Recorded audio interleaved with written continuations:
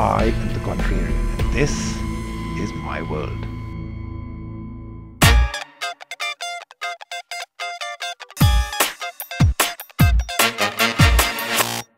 Rajiv taking a stand that technology is making us dumb is actually dumb. And I believe he cannot have a stand on that.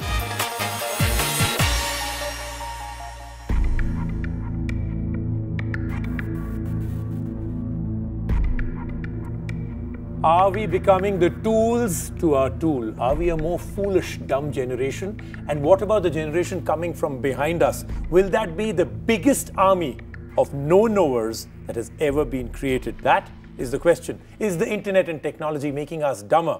And about to answer is, of course, Abhinav. All right, Abhinav, I'm going to give you 1 minute to tell us why none of that is true. And remember, use that 1 minute, you may not get to speak again. In my view, Rajiv, what's happening is that the internet is providing information in a very democratic manner to everybody who chooses to access that information. And previously, intelligence used to be confused by the capability to remember things, to be able to memorize things, to be able to retain and bring out whatever information you require at a certain time.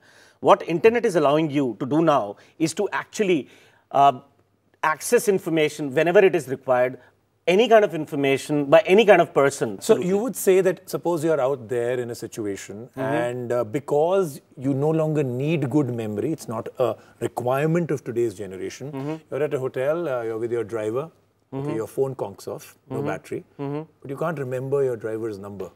Sure. Is that a good place? Is that a smart decision you took in your life that you cannot remember 20 mobile numbers anymore? Is that a good place for humanity to be? Well, I don't think that that's a great place to be, as humans, but you would recall 1 or 2 numbers, at least your wife's or your home's, where you could call and get that. I know you would, for sure. It's imperative you remember your wife's number. That's smartness in any case. Who should have your driver's number also on their phone? Of course. Okay, let's talk about the other part that you said, that today it's not important to retain information. You can look for information when you need it. Today, if you give an assignment out to school students, sure, the probability that you will get almost the same assignment from everybody is because everybody will look it up on Wiki. Sure. Right? Yeah. Now, how does that make for a better generation of more creative people that accessed information, wrote it down, mostly cut and paste, changed a few things around, bam, here you are, teacher. How is that better for anybody in this world? So let's understand this, right? What that is allowing you is to be able to solve things in real time. I understand what you're saying, but if you look at it, right, I'm trained like an engineer. I'm a computer sciences engineer. The concepts of computer sciences are something which are very, very close to me, and I remember them. But they're inculcated into you as that's what makes you tick today. Absolutely. The generation that is coming now is only going to be kind of reanalyzing the information from before, accessing what you may have put on the net, never really coming up with their own new things, because all they can do is access what is already there. But let's just take a look at the world that we live in today. We live in a hyperlinked world, where concentration is taken to be a bad and not a good thing. We live in a world where mobile phones for most people are put on silent. Why? Because you feel it's too intrusive to get a call or to make a call. Sure. Would you rather message somebody or would you rather make a call? Well, depends. Again, if there is something that I want an immediate 9 times answer out of to, 10, maybe I'll message a guy. 9 times out of 10? Yeah. So that's your form of communication. The isolation of us, because technology is available for us never to stand up and say, hi, how are you doing? I mean, that's why you have 900 Facebook friends and only 3 people actually give you a call on your birthday. Sure. Right? Sure. I'm sorry, I didn't know that. I'm really feeling bad for you though. But I will call you for sure this time. Okay, I will not send you a message. Thank you so much. The isolation of what we were able to do with technology is, I think, the greatest failure of technology in itself. It's supposed to be a communication tool that takes you away as a human being. This is, according to you, a more intelligent generation? Well, not really. But what I'm saying is that it gives you the option. So if you look at the point which you made about 3 people calling you on a birthday, actually not 3, 30 people do call me. Yeah, see, now you're only covering up. I'm sorry, just because I put you on TV saying 3 and you said yes. We're sticking to 3. Okay. And now next year there will be 4. I will be calling. Thank you so much. That's about it. But if you look at research, right? Research says that as an individual, Unless and until there are technology which is actually aiding you in keeping those, connections, you cannot actually maintain more than 30 connections at all. The human brain is incapable of going up beyond 30 on an average. It can go up to 50, 54 if you are above average. That's it. That's the limit. Technology is actually allowing you to provide you the option of talking to maybe more. The only thing that is happening, and what is probably distancing us from people, is that we are getting immersed in our own lives more and more, and it's not necessarily technology, it's our response to technology. Amount of technology that surrounds a child today, the digital generation, that's another, the digital native, yeah. The amount of technology that surrounds a child, yep. Why hasn't this now come up with a far more intellectual army of people? Why is the current generation so flippant? Why do they move so quickly from one thing to another? That in itself shows to me that this isn't the most intellectual generation ever coming up. Let's find out from you now, okay, personally speaking, right? Mm-hmm. You're in the business field, you're a strategy person for a very large conglomerate. Mm-hmm. When you hire somebody, would you hire somebody who looks up everything on the internet before he answers you? For everything? I won't mind hiring that person. The person, as long as all conversations with that person is, Achha, let's talk about the person, Achha, sir, I'll just come back, main zara 15 minute dekh ke aa." You would fire that person if that's what he said every single time, even in a meeting, right? Yeah. But that's what may happen with the next generation coming. Because for almost every single thing, they say, I haven't checked it on Google yet.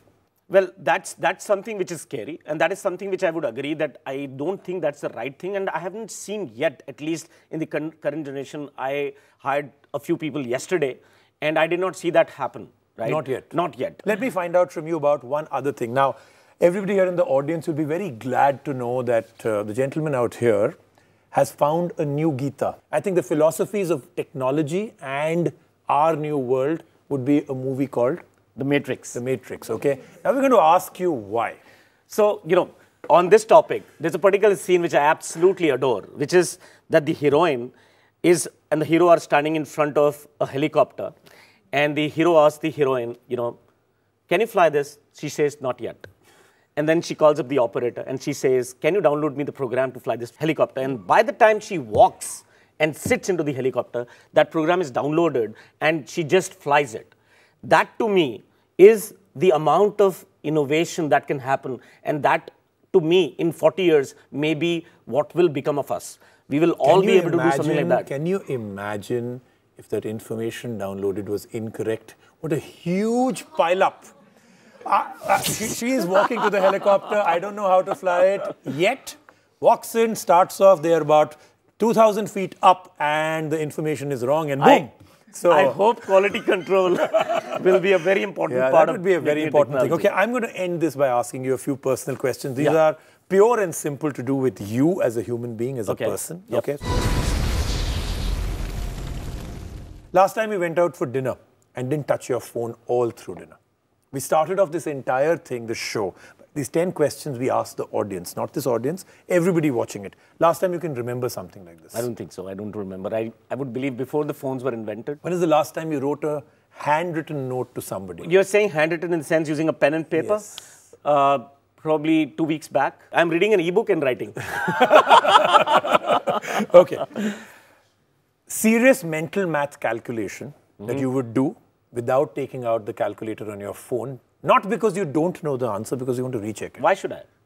So you will take it out and recheck course. it. And when the battery died on your phone and you have a mental math calculation to do that is critical, needs to be solved on the spot, what do? I charge the battery. So carrying a charger may well be the most intellectual decision to take every day in the morning. Is it not? Right? Absolutely. Come on. Let me ask you one more very important one, okay? Yep.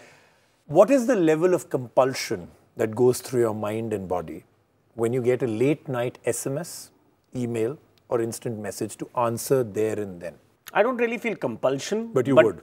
At times I do, at times I don't. Do you think that takes away again from the very process of taking time over doing the things at the right time for the right people? So, like I said, I don't answer every single, message.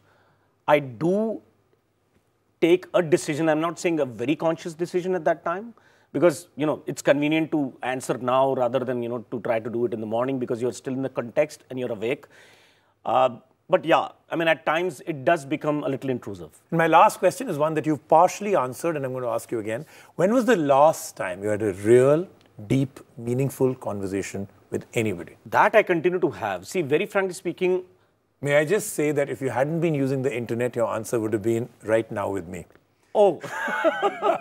See, the internet and Google has slowed you down that much that you didn't realize this is the... That's a trick question. That's a trick question. That's why I said the last one, the one that I gave you, and I paused. I gave you enough time till you didn't say something else. We are living in a world where it's not necessary to memorize everything. The clutter of memory may well have been the biggest problem. We all used to, at one time, be very proud of an uncle or a parent who used to say, I can remember 50 phone numbers and 10 number plates. I remember the entire periodic table.